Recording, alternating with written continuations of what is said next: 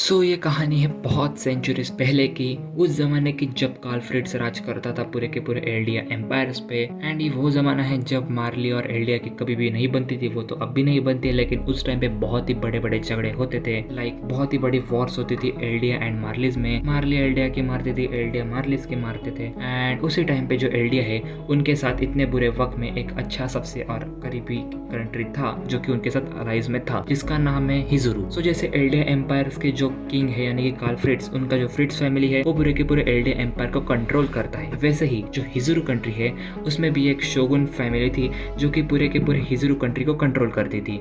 आगे चल के इनके अलाइज में कुछ ऐसा डिसाइड हुआ कि जो किंग फ्रिट्ज की बेटी है एंड जो शोगुन फैमिली के बेटे हैं, इन दोनों के एक दूसरे के साथ शादी करते हैं एंड अपने अलाइज को और भी अच्छा करते हैं। ऐसा ही होता है। एंड देन उसके बाद आती है सबसे बड़ी twist in attack on Titan the great Titan war, जिसमें जो फ्रिट्ज फैमिली है वो पूरी की पूरी इधर बितर हो जाती है, क्योंकि टाइटन शिफ्टर्स की पावर लेने के लिए फ्रिट्ज फैमिली के जो लोग हैं वो आपस में ही लड़ने लगे। इसकी वजह से जो कार्ल फ्रिट्ज की जो फैमिली है वो पूरी की पूरी अलग हो गई, उनमें आपसी मतभेद होने लगे एंड दैट्स व्हाई उनके एम्पायर को भी इसके वजह से खतरा होने लगा। जब ये सब कार्ल फ्रिट्ज ने देखा उसको बहुत ही बुरा लगा कि अपने ही लोग अपने ही जान के ऊपर बीत रहे हैं बस कुछ चीजों के लिए। एंड ये सब देख के जो कार्ल फ्रिट्ज के उसको बहुत बुरा लगा।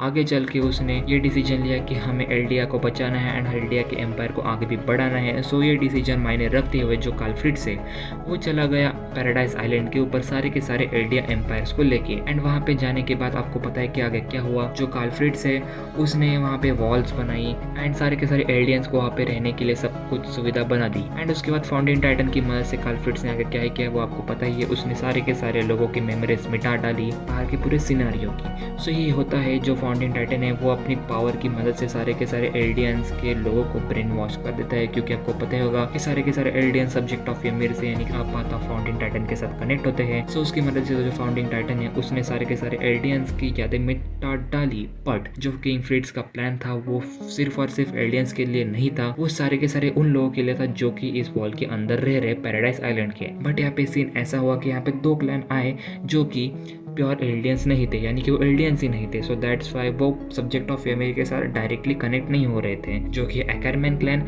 एंड हिजुरु क्लैन के एशियन क्लैन।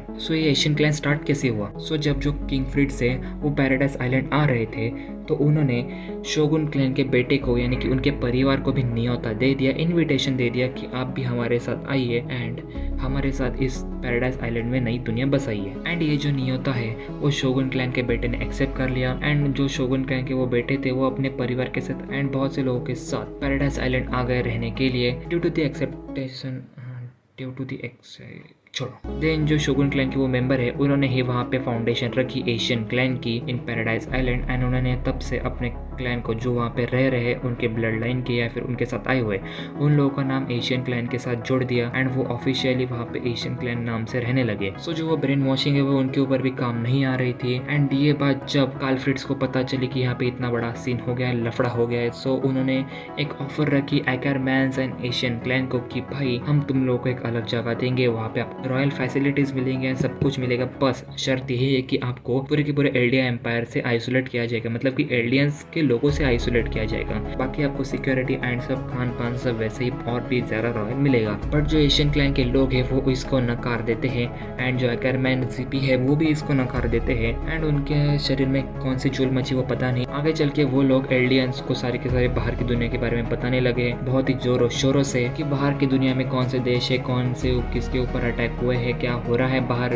ये सब जब ये लोग एल्डियंस को बता रहे थे तब ये बात किंग फ्रिट्ज को पता चली कि ये साले अपने ऊपर ही गद्दारी कर रहे हैं। देन उसके बाद ये सब देख के किंग फ्रिट्ज को काफी गुस्सा आया एंड उसको ना चाहते हुए भी उसने ऑर्डर दे दिए कि सारे के सारे Asian clan and Ackerman clan को डिस्ट्रॉय कर दो, पूरा का पूरा उनका विनाश कर दो।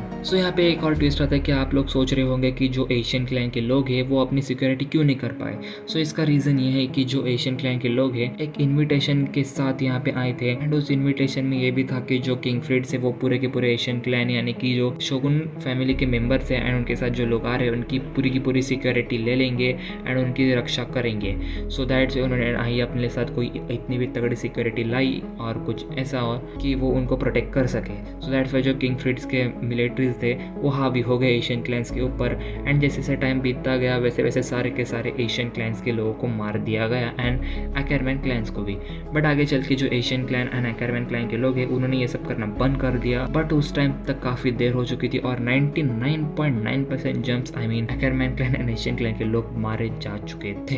एंड 99.9% जो एक्करमैन एंड एशियन क्लैन के लोग हैं वो पूरे के पूरे मारे जा चुके थे। सो या किंग फ्रिट्ज यहाँ पे डेटॉल बन गए थे। सो या जो किंग फ्रिट्ज है उसने अपने पैराडाइज आइलैंड को डेटॉल से धो दिया एंड जो सारे के सारे आउटसाइड के लोग थे जो कि उसके साथ गद्दारी कर रहे थे उन सबको मार डाला। सो ऐसे चलते जो एशियन क्लैन है वो पूरी की पूरी तरह तबाह हो गया। सो या गाइस यही थी हिस्ट्री एशियन क्लैन के बारे में कि वो कैसे बने, कहाँ से उनका ओरिजिनेशन हुआ था एंड आगे चल के वो विलुप्त क्यों हुए। सो या आज की वीडियो में बस इतना ही। वीडियो पसंद आया तो वीडियो को लाइक एंड चैनल को सब्सक्राइब कर देना। अगली वीडियो भी हिस्ट्री के बारे में होने वाली है एंड इस चैनल को सब्सक्राइब करते रहो गाइस, बिकॉज यहाँ पे आपको अमेजिंग अटैक ऑन टाइटन के रिलेटेड कंटेंट्स मिलने वाले। सो या मिलते हैं अगली वीडियो में, तब तक के लिए गुड बाय।